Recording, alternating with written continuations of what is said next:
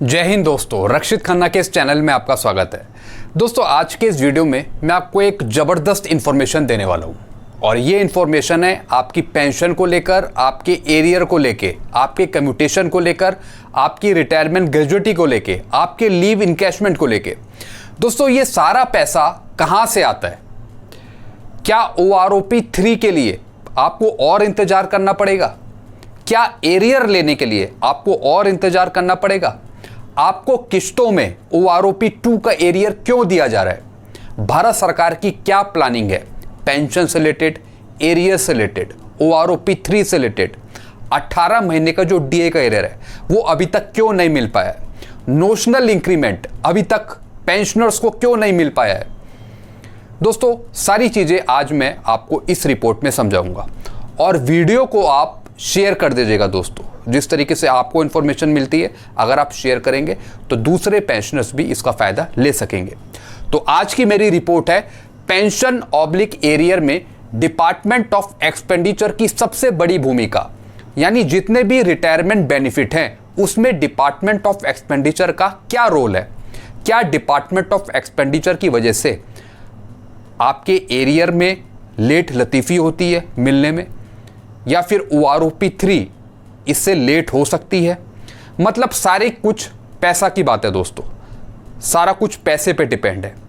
जहाँ से पैसा रिलीज़ होता है, अगर वो पैसा आपको नहीं मिल पा रहा है तो इसका क्या कारण है, सारी चीज़ें दोस्तों आज मैं आपको समझाऊंगा।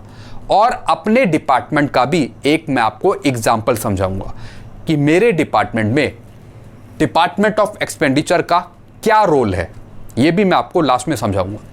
सबसे पहला है 8वें पे कमीशन में डिपार्टमेंट ऑफ एक्सपेंडिचर का अहम रोल होगा। बिल्कुल दोस्तों, अभी ये कंफर्म नहीं है कि 8वां पे कमीशन आएगा या नहीं आएगा, लेकिन आगे अगर आता है तो ये सब पैसे पे डिपेंड करेगा और ये तय करेगा डिपार्टमेंट ऑफ एक्सपेंडिचर।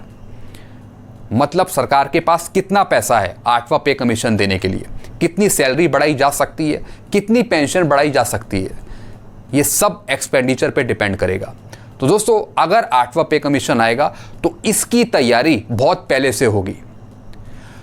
तो ये सब डिपार्टमेंट ऑफ एक्सपेंडिचर पे डिपेंड है। बजट देखा जाएगा कि 8वां पे कमीशन लाने के लिए क्या बजट है, क्या पैसे दिए जा सकते हैं, और ये किस पे डिपेंड करेगा? डिपार्टमेंट ऑफ एक्सपेंडिचर पे, मिनिस्ट्री ऑफ फाइनेंस पे। फिर है अगला, OROP 3 में भी डिपार्टमेंट ऑफ एक्सपेंडिचर का अहम रोल होगा। OROP 3 का टोटल खर्चे का बजट डिपार्टमेंट ऑफ एक्सपेंडिचर के पास जाएगा, वहां से फाइल आगे प्रोसेस होगी। OROP 3 कब तक आएगी, इसका इंतजार डिपार्टमेंट ऑफ एक्सपेंडिचर करा सकता है। बजट की अहम भूमिका होगी। जिस तरीके से आपको OROP 2 का इंतजार करना पड़ा था, जिस तरीके से आपको OROP 2 का एरियर दिया जा रहा है, ये सब कुछ पैसे पे डिपेंड है। तो हो सकता है कि OROP 3 में आपको और इंतजार करना पड़े। वैसे 1 जुलाई 2024 से ड्यू है, लेकिन अगले साल चुनाव भी हैं, तो ये सब देखने वाली बात होगी कि कितना पैसा कहाँ क्या लगता है।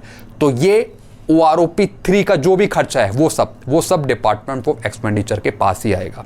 वो देखेगी कि हमें कब OROP 3 का पैसा कब, कैसे और कहाँ देना है। तो दोस्तों, ये अगले साल पता लगेगा 2024 में। फिर अगला पॉइंट है 30 जून या फिर 31 दिसंबर को रिटायर हुए पेंशनर्स को नोशनल इंक्रीमेंट देने का मामला भी डिपार्टमेंट ऑफ एक्सपेंडिचर के पास पेंडिंग है। दोस्तों, आपने डिफरेंट कोर्ट के जजमेंट देखे होंगे, चाहे वो AFT के हों, चाहे वो दिल्ली हाई कोर्ट के हों, चाहे वो सुप्रीम कोर्ट के हों। आदेश जो है वो पेंशनर्स के फेवर में चला जाता है, लेकिन मामला अटकता कहाँ है? पेंशनर्स कहते हैं कि हमारे पास ऑर्डर पड़ा है, ये हमारे फेवर में है, नोटिंग में लिख दिया, कोर्ट के ऑर्डर ने लिख दिया, जजमेंट में लिख दिया कि भारत सरकार इन पर ये लागू करे, इनको नोशनल इंक्रीमेंट दे। जो जून में रिटायर हुए हैं उनको जुलाई का इंक्रीमेंट दे, जो दिसंबर में रिटायर हुए उनको जनवरी का इंक्रीमेंट दे। लेकिन मामला आके कहाँ फंस जाता है? पेमेंट क्यों नहीं हो पाता? जिस तरीके से अर्धसैनिक बलों को भी ये बोला था कि आपको ओल्ड पेंशन स्कीम देंगे, कोर्ट ने ऑर्डर दे दिया था, लेकिन अभी तक वो लागू क्यों नहीं है? वो इसलिए क्योंकि सारा मामला फंसता है डिपार्टमेंट ऑफ एक्सपेंडिचर के पास कि पैसा कहाँ से कैसे देना पड़ेगा, कितना खर्चा आएगा, सारा कुछ इनके ऊपर डिपेंड है। तो ये मामला भी डिपार्टमेंट ऑफ एक्सपेंडिचर के पास है। फिर है दोस्तों अगला पॉइंट, जवानों जेसीओस को असली ओआरओपी और सही ओआरओपी लेने के लिए डिपार्टमेंट ऑफ एक्सपेंडिचर नाम के पड़ाव से गुजरना पड़ेगा। अगर आपको असली ओआरओपी चाहिए, बिल्कुल सही ओआरओपी चाहिए, अगर आपको मैक्सिमम ओआरओपी चाहिए जिसमें आपको ज़्यादा फायदा हो, तो उसमें मोटा पैसा भी खर्च होगा। तो ये पैसा भी कहाँ से आएगा? ये पैसा आएगा डिपार्टमेंट ऑफ एक्सपेंडिचर के पास से, मिनिस्ट्री ऑफ फाइनेंस के पास से। नोटिंग में, फाइलों में डिपार्टमेंट के द्वारा लिखा जाएगा कि इतना पैसा चाहिए खर्चे के लिए। क्या मिनिस्ट्री ऑफ फाइनेंस, क्या डिपार्टमेंट ऑफ एक्सपेंडिचर उसे अप्रूवल देगा? सोचने वाली बात है। तो ये मामला भी डिपार्टमेंट ऑफ एक्सपेंडिचर से होकर गुजरेगा। फिर दोस्तों सबसे बड़ा पॉइंट, 18 महीने के DADR का एरियर, जिसकी राशि है 34,402 करोड़। ये मामला भी डिपार्टमेंट ऑफ एक्सपेंडिचर से ही पास होगा, उसकी अनुमति के बिना ये पे नहीं होगा। ये मामला भी दोस्तों कहीं ना कहीं इनके पास अटका पड़ा है। वैसे कई सोर्सेस से पता लगा है कि अब मुश्किल है 18 महीने का DA का एरियर, लेकिन दोस्तों ये भी पैसे पर आकर ही बात खत्म होती है। इतना जो पैसा है वो कैसे रिलीज होगा डिपार्टमेंट ऑफ एक्सपेंडिचर के द्वारा, ये भी सोचने वाली बात है। वैसे देना तो चाहिए, ये पेंशनर्स का हक है। और जो भी ये पैसा था, ये कोरोना में जो भी हताहत हुए, जितने भी पेशेंट्स या फिर जिनकी डेथ हुई, उन पे खर्चा हुआ इन पैसे का। तो ये आगे रिलीज हो ना हो, ये सब तय करेगा डिपार्टमेंट ऑफ एक्सपेंडिचर।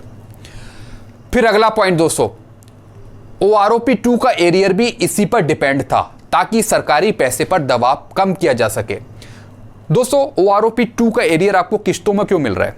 एक बारी में भी तो मिल सकता है। किसी का 80,000 एरियर है, 90,000 एरियर है, किसी का 1,12,000 है। वो इसलिए क्योंकि सरकारी पैसे पर ज़्यादा दबाव ना पड़े, यानी जो सरकार के पास पैसा पड़ा है वो अलग अलग कहीं कहीं यूटिलाइज हो सके। क्योंकि सारा पैसा अगर एरियर में दे दिया जाए तो फिर दूसरी जगह क्या देंगे? दोस्तों ऐसी जो बात थी वो कोर्ट में भी उठी थी, सुप्रीम कोर्ट में जब एरियर को लेके बात उठी थी, तो जो सरकारी वकील था उसने बोला था कि हम एक साथ पैसा नहीं दे सकते एरियर का, कुछ फाइनेंशियल प्रॉब्लम्स हैं। तो इस वजह से भी आपको OROP 2 का एरियर किश्तों में देखने को मिल रहा है। तो दोस्तों इसका भी जो पूरा हिसाब लगा वो सब डिपार्टमेंट ऑफ एक्सपेंडिचर के द्वारा लगा कि ये मोटा पैसा है, ये खर्चे के लिए यूज़ किया जा रहा है। फिर अगला पॉइंट, डिपार्टमेंट ऑफ एक्सपेंडिचर किसी भी डिपार्टमेंट में भर्ती को कैंसिल कर सकता है अगर उसका एक्सपेंडिचर नहीं है उन भर्तियों को पैसा देने के लिए। कई दोस्तों डिपार्टमेंट है जो भर्ती निकालते हैं कि हमें इतने आदमी चाहिए काम करने के लिए, हमें इतने लोग चाहिए, तो उसके बेस पर एडवर्टाइजमेंट निकालते हैं। लेकिन वो जितनी भी सैंक्शन है वो कहाँ से होकर आती है? वो होकर आती है डिपार्टमेंट ऑफ एक्सपेंडिचर से। यानी जब इनकी नियुक्ति हो तो इनको कितना पैसा देना पड़ेगा सैलरी के रूप में। तो दोस्तों अगर डिपार्टमेंट ऑफ एक्सपेंडिचर चाहे तो इन भर्तियों को वो कैंसिल भी कर सकती है, पैसे की वजह से, रुपयों की वजह से। तो दोस्तों डिपार्टमेंट ऑफ एक्सपेंडिचर का ये भी काम है कि वो किसी भी भर्ती को कैंसिल कर सकती है। मान लीजिए अगर कहीं 40 भर्ती निकाली है तो वो चाहे तो 10 भर्ती भी कर सकती है, 15 भर्ती भी कर सकती है। अगला पॉइंट है एडिशनल पेंशन 65 पर 5%, 70 पर 10%, 75 पर 15% देने का प्रावधान भी डिपार्टमेंट ऑफ एक्सपेंडिचर के अंडर रहेगा। बिल्कुल दोस्तों, जैसा कि पहले डिपार्टमेंट से इंफॉर्मेशन मांगी गई थी कि ऐसे कितने पेंशनर्स हैं या फिर ऐसे कितने एम्प्लॉय होंगे जो 65 पर 5%, 70 पर 10% या 75 पे 15% लेंगे, कितने पेंशनर्स और एम्प्लॉय होंगे। तो इसके बेस पर कई डिपार्टमेंट ने रिपोर्ट्स दी। तो वो सारी रिपोर्ट्स इकट्ठा होती है, कितने पेंशनर्स होंगे जो इस एज में उनको इतना इतना परसेंट मिलेगा एडिशनल पेंशन के रूप में, उसका टोटल खर्चा कितना आएगा, ये सब चीज़ें डिसाइड होंगी डिपार्टमेंट ऑफ एक्सपेंडिचर के पास। अगर डिपार्टमेंट ऑफ एक्सपेंडिचर अप्रूव कर देता है तो दोस्तों सैंक्शन हो जाएगा। लेकिन अगर मोटा अमाउंट नज़र आ रहा है कि ये तो बहुत पैसा लग रहा है, तो उस वजह से डिपार्टमेंट ऑफ एक्सपेंडिचर हाथ पीछे खींच लेगा, उसे पेंडिंग में डाल देगा। तो एक ये भी वजह हो सकती है। तो दोस्तों अभी जो भी ये मामला है ये अभी फ़िलहाल पेंडिंग है पूरे सेंट्रल में इसे लागू करने के लिए। एडिशनल पेंशन देने का टोटल खर्चा क्या डिपार्टमेंट ऑफ एक्सपेंडिचर खर्च कर पाएगा? सबसे बड़ा सवाल ये है। यानी ये जो भी चीज़ें हैं ये सब पैसे का मामला है। और पैसे का मामला कौन देख रहा है? Department of expenditure, department of finance. तो दोस्तों एक तो ये चीज़ें मैंने आपको समझाई। अब मैं आपको अपने डिपार्टमेंट का उदाहरण समझाता हूँ जो हमने डिमांड करी थी डिपार्टमेंट ऑफ एक्सपेंडिचर से, मिनिस्ट्री ऑफ फाइनेंस से। दोस्तों हमारे पास अप्रैल और मई की पेंशन देने के लिए पैसा नहीं था हमारे डिपार्टमेंट के पास। और हमारे डिपार्टमेंट के पास है 1200 पेंशनर्स हैं। जो हमारा डिपार्टमेंट है वो है फॉरेस्ट्री का, सेंट्रल का। जैसा मैंने आपको बताया अप्रैल और मई की पेंशन के लिए हमारे पास पैसा नहीं था, तो बहुत पहले ही हमने मिनिस्ट्री ऑफ फाइनेंस से यानी मिनिस्ट्री में हमने डिमांड रख दी थी कि हमें पैसा चाहिए 68 करोड़। ये एक फाइनेंशियल ईयर का है। यानी हमने डिमांड करी थी 1 अप्रैल 2023 से 31 मार्च 2024 तक के पेंशनर्स के लिए, यानी पूरे एक साल का। तो दोस्तों अभी हमारे पास पैसा आया सिर्फ 20 करोड़, यानी ministry of finance, department of expenditure ने हमें सिर्फ 20 करोड़ रुपए दिए। और महीने की जो पेंशन जाती है हमारी वो जाती है 3 से 4 करोड़, लगभग 1200 पेंशनर्स की। तो आप समझ सकते हैं कि जो ये 20 करोड़ है ये ज़्यादा लंबे टाइम तक तो चलेंगे नहीं, ये भी एग्जॉस्ट हो जाएंगे, ख़त्म हो जाएंगे, फिर से हमें डिमांड करनी पड़ेगी। तो दोस्तों कहीं ना कहीं फंड की, कहीं ना कहीं पैसे की प्रॉब्लम हो रही है, जिस वजह से जो मांगे हैं वो पूरी नहीं हो पा रही हैं। भले ही वो किसी की भी मांग हो, चाहे हमारे डिपार्टमेंट की हो चाहे वो डिफेंस की हो। तो दोस्तों कहीं ना कहीं फंड की जरूर शॉर्टेज हो रही है, क्योंकि हमने मांगा पूरा एक साल का 68 करोड़, 68 करोड़, और दिया हमें सिर्फ 20 करोड़। तो क्या हम आगे पेंशनर्स की पेंशन बांट पाएंगे, दे पाएंगे उन्हें? सबसे बड़ा सवाल है। तो दोस्तों ये कहानी थी हमारे डिपार्टमेंट की। आई होप इन सारी चीज़ों को आप अच्छे से समझ गए होंगे। वीडियो आपको अच्छा लगता है वीडियो को लाइक करें, और दोस्तों इस चैनल को सब्सक्राइब कर सकते हैं, क्योंकि इस चैनल के माध्यम से आपको लेटेस्ट सारी चीज़ें पता लगती रहती हैं। तो दोस्तों इस वीडियो को आप हर एक जगह शेयर भी कर दीजिएगा। वीडियोस आप शेयर करते रहिए ताकि इसका लाभ हर एक पेंशनर्स को मिल सके, जो भी मैं इन्फॉर्मेशन देता हूँ। वीडियो मैं यही एंड करता हूँ। वीडियो आपको अच्छा लगता है वीडियो को लाइक करें, दोस्तों चैनल को सब्सक्राइब कर सकते हैं। Thank you so much.